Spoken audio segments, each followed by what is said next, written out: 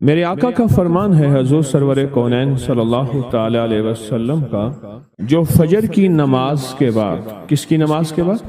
جب فجر کی نماز کے بعد سورۃ یاسین پڑھتا ہے، اللہ پاک جل شانہ فرماتے ہیں کہ جا آج کے سارا دن کی کاموں کی کفایت، تیرے سارے کاموں کی کفایت میرے ذمہ ہے۔ کتنی دفعہ پڑھتا ہے؟ ایک بار۔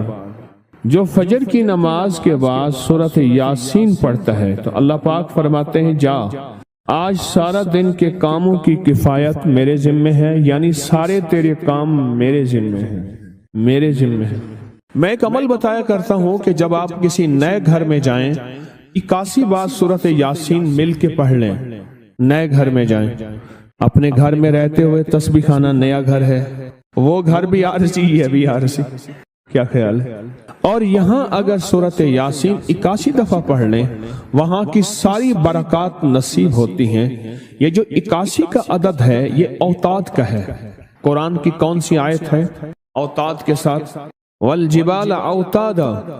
اوتاد عربی زبان میں میخوں کو کہتے ہیں، ہم نے پہاڑوں کو میخیں بنا دی ہیں، اوتاد۔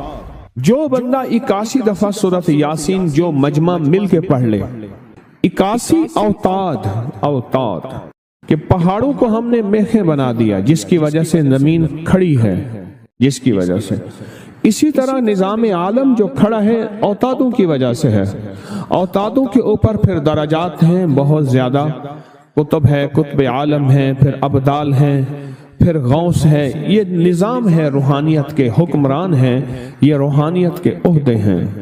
جو مجمع مل کے فجر کی نماز کے بعد 81 دفعہ سورۃ یاسین پڑھے، آپ تو 81 سے زیادہ پڑھ چکے ہیں، سوچیں کئی 81 پڑھ چکے ہیں، بہت بڑا مجمع ہے ماشاءاللہ۔ 81 دفعہ سورۃ یاسین مجمع مل کے پڑھے اور مخلصین کا مجمع ہو، یہ شک ہے کہ مخلصین ہیں یا نہیں ہیں۔ مثلا آپ جائیں اور آپ جا کے کہیں سے بندے اکٹھے کر کے لائیں اور انہیں لاکھ مخلص ہونے کا 1 گھنٹے کا گھوٹا لگائیں اور ان سے بات کریں، پھر بھی شک ہے مخلصین ہیں یا نہیں ہیں۔ اور یہاں الحمدللہ آپ سارے مخلصین بیٹھے ہیں، کہیں الحمدللہ۔ اللہ کے لیے آنے والا مخلص ہے، اللہ کے لیے رہنے والا مخلص ہے، اللہ کے لیے بیٹھنے والا مخلص ہے۔ جب مخلص ہوں اور 81 دفعہ سورۃ یاسین پڑھیں تو فرمایا اللہ جل شانہ اس کی جگہ کے لیے ایک لفظ ہے، رب ادخلنی مدخل صدق واخرجنی مخرج صدق واجعلنی من لدنک سلطانا نصیرا۔ اس کا مفہوم یہ ہے، آیت کا ترجمہ اب میں مفہوم بیان کر رہا ہوں۔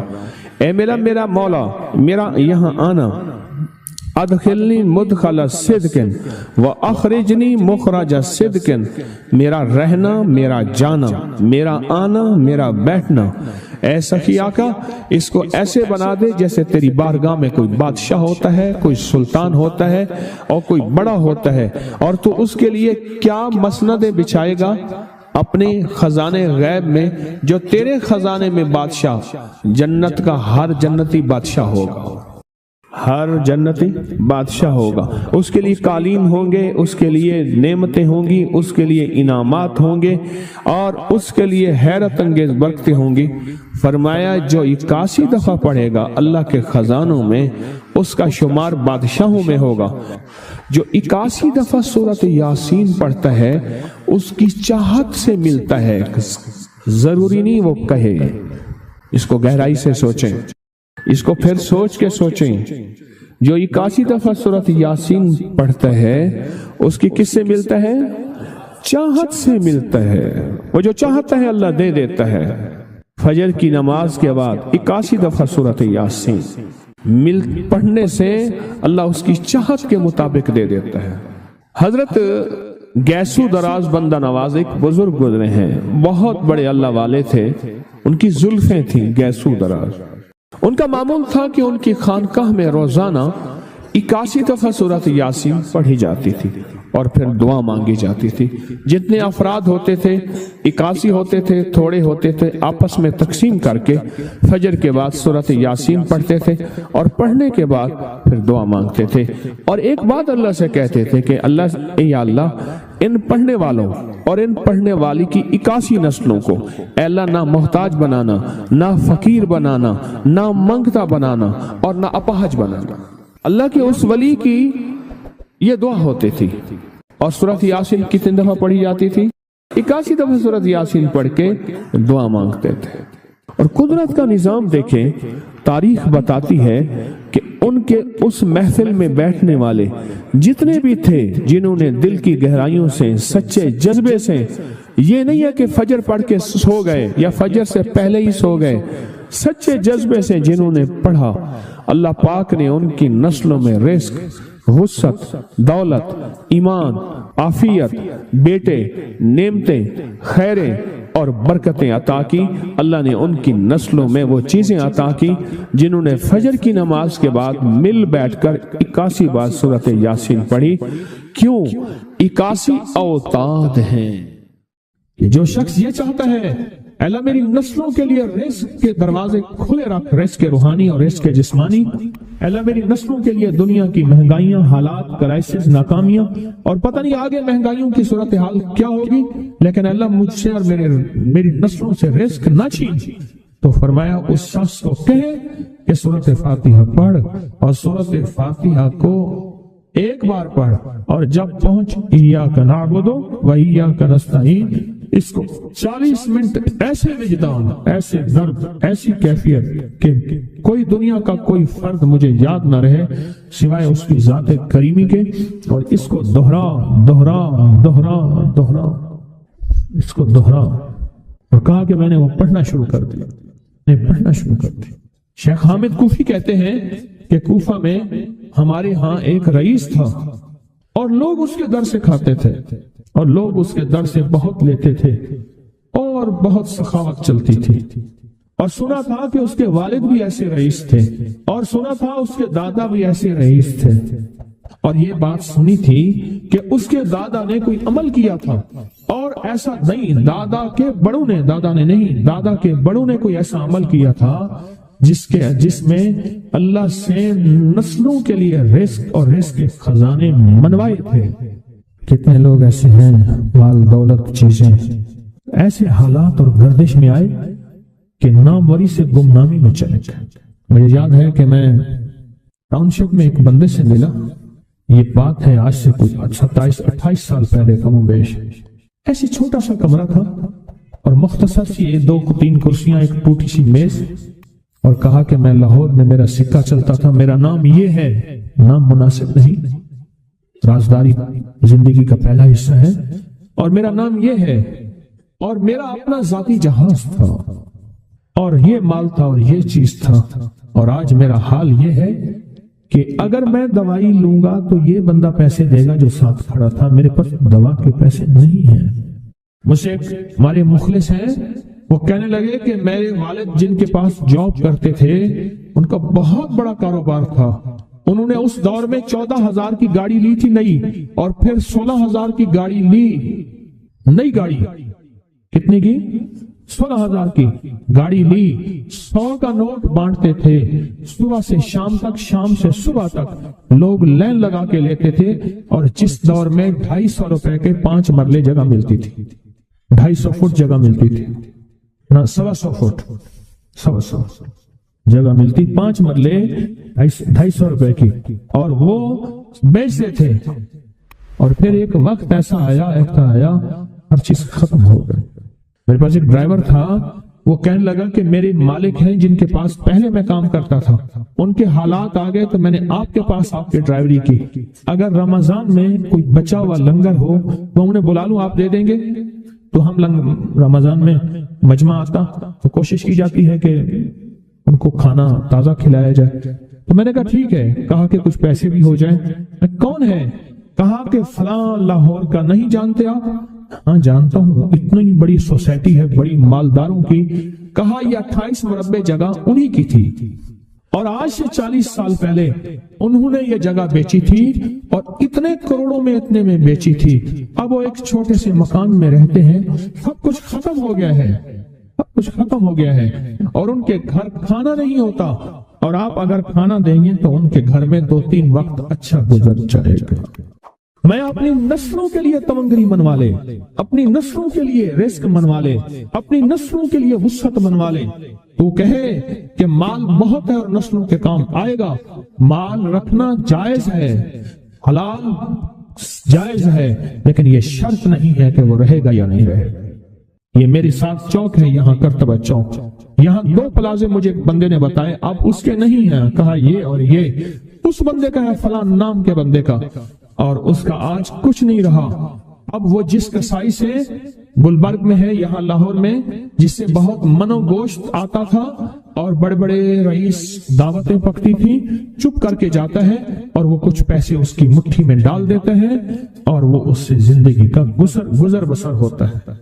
میں یہاں لاہور میں فیروز پور روڈ پہ ایک جگہ گیا تو انہوں نے وہ جگہ پہ کھڑے ہو کے دکھایا، وہ سامنے جو بنگلہ ہے، میں نے کہا وہ تو محل ہے، کہہ رہے یہ اس بندے کا ہے، اب ایک کمرہ اس کو ہم نے دیا ہوا ہے اور وہ بنگلہ وہ محل وہاں وہ کھڑکی اس طرف کی بند رکھتا ہے کہ میری نظر اس پہ نہ پڑے، وہ سب کچھ اس سے چھن گیا ہے۔ سنیں، یاد رکھیں، جو اللہ کے خزانوں سے ملتا ہے وہ تیری جیب سے جا نہیں سکتا، وہ دنیا کی جیبوں اور مالوں سے جو ملتا ہے وہ تیری جیب میں رہ نہیں سکتا۔ یہ جو عمل ہے نا، نسلوں کے لیے رزق منوانا، برکت منوانا، نسلوں کے لیے رزق منوانا، نسلوں کے لیے برکت منوانا، یہ جو عمل ہے، بس اب میں نے آپ کو عرض کیا نا کہ آپ پوچھیں کتنا دن کریں گے، میں نے کہا دل خود بولے گا، من خود بولے گا، اندر خود بولے گا۔ میں نے آپ کو کچھ واقعات سنائے ہیں، بڑی بڑی ہستیوں کے واقعات، یہ اس میں سعودی عرب مکہ مکرمہ میں ایک جگہ ہے، اس کا نام خالدیہ ہے سوسائٹی۔ میں وہاں ایک عرب سے ملا، شیخ ابو ترکی اسے کہتے تھے، تو اردو عربی تو مجھے آتی نہیں، بس تھوڑی بہت ایسے شدھ بدھ ہے، تو وہ تھوڑی ہی دیر میں کہتے تھے، ایسے اٹھتے تھے نا، کہتے تھے اللہم ایاک نعبد و ایاک نستعین۔ میری ان سے چند ملاقاتیں ہیں، بوڑھے تھے، بابے تھے، کہ ان کے بڑے آئے تھے، اصل میں خلافت عثمانیہ تھی تو ان کے بڑے ترکیہ سے آئے تھے، تو پھر مکے میں رہتے تو وہیں کے ہو گئے۔ ان کا جو خادم تھا وہ اردو بولنے والا تھا اور انڈیا کا تھا، اس سے میرا تعلق تھا۔ تو میں نے اس سے پوچھا، میں نے کہا تیرا جو ہے یہ بابا یہ کیوں پڑھتا ہے؟ یہ پتہ نہیں، مجھے پوچھ کیوں پڑھتا ہے؟ انہوں نے کہا جلالی بابا ہے تو کہے گا مجھ سے، میں نے کہا میرا کہے، اچھا وہ میرے اشارے دیکھ رہا تھا، تو اس نے ابھی سے پوچھا کیا کہتا ہے؟ اس نے ڈرتے ڈرتے کہا کہ جی آپ یہ کیوں پڑھتے ہیں؟ تو بڑا خوش ہو گیا، کہنے لگا پہلا بندہ ہے جس نے مجھ سے پوچھا، آج تو کسی نے پوچھا نہیں، پہلا بندہ ہے جس نے مجھے یہ پوچھا ہے۔ کہا جب ہم چھوٹے تھے ہمارے پاس بہت غربت تھی اور تنگدستی تھی، تو میرے والد ہمیں بٹھا لیتے تھے اور ہم سورۃ فاتحہ پڑھتے تھے، اور جب پہنچتے تھے نا ایاک نعبد و ایاک نستعین پر، تو پھر اس کو میرے والد کہتے تھے دہراؤ، بہت زیادہ پڑھو، بہت زیادہ پڑھو، بہت زیادہ پڑھو، بہت زیادہ پڑھو۔ کام پڑھتے تھے، بہت زیادہ پڑھتے تھے، اور کہا میرے والد پھر دعا کرتے تھے اور ہم آمین کہتے تھے، اور میرے والد کہتے تھے چلو مبارک ہو ہمیں جو ہے اللہ پاک وہ فلاں چیزیں، وہ حلاوے، وہ چیزیں کھلائیں گے۔ کہہ رہے ابے کو دیکھتے تھے، ابا جی ہمارے پاس تو پیٹ بھر کے روٹی نہیں ہے، آپ کہتے ہیں اللہ وہ کھلائے گا، وہ کھلائے گا، اور ابا ایسے خوش ہو جاتا تھا۔ کیوں؟ ابے کو یقین تھا کہ سورۃ فاتحہ اس کریم نے قبول کر لی اور میرا کام ہو گیا۔ وَمَن يَتَوَكَّلْ عَلَى اللَّهِ، ہاں میرے بندے میری ذات پہ بھروسہ کر کے دیکھ، میرے قریب آ کے دیکھ، مجھ سے دوستی لگا کے دیکھ تو صحیح، میں کر کے دکھاؤں گا۔ وہ طاقتور چیز ہے جو 7 نسلوں کو کھلاتی بھی ہے، پلاتی بھی ہے، سکون کی نیند سلاتی بھی ہے، اچھا لباس پہناتی بھی ہے، عزتوں کے تاج سر پہ رکھواتی بھی۔ نوری لقمہ اپنی زندگی کی ضرورت بنا لیں، پھر کیا ہوگا؟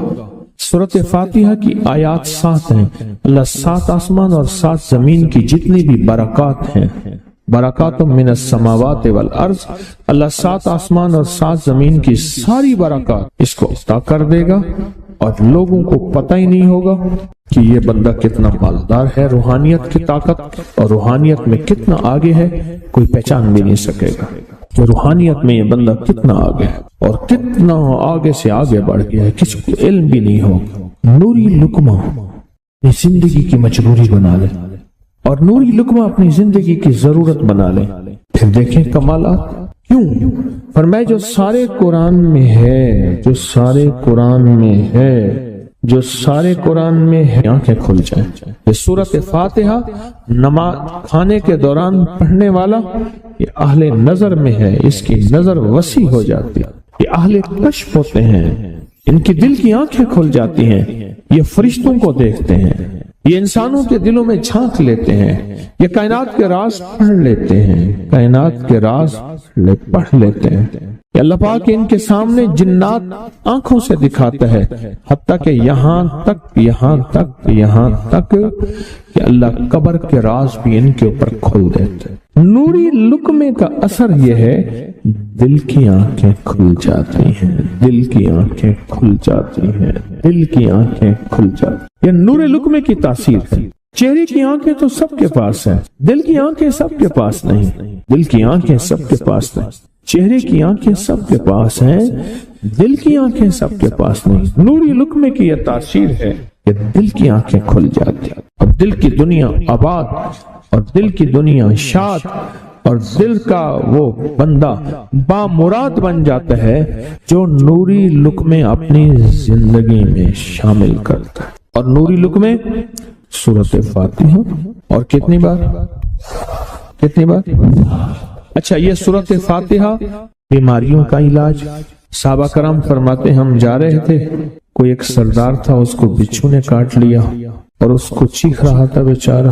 فرمایا سانپ کا کاٹا سوئے، بچھو کا کاٹا روئے۔ میرے پاس ایک سانپ کا کاٹا آیا تھا، غنودگی میں تھا، وہ بہت غنودگی میں سے سوتا تھا، اور میں نے کہا اس کو سونے نہ دے، خیال نہ کیا انہوں نے، ادھر سے ہٹا تو بندہ ختم ہو گیا، سانپ کا کاٹا۔ ہمارے ایک والد صاحب رحمۃ اللہ علیہ کے تھے ملک عبد الرحمن روڈی، تو لائے تو کہنے لگے اس بچھو کے کاٹے کا علاج صحابہ کرام نے 7 بار سورۃ فاتحہ پڑھ کے اس پہ دم کر اور وہ ٹھیک ہو گیا۔ اور میں جب سورۃ فاتحہ عرشوں سے زمین پہ آئی، نازل ہوئی، ایک گونج اٹھی، ایک آواز آئی، اور میں اللہ سے آج وہ چیز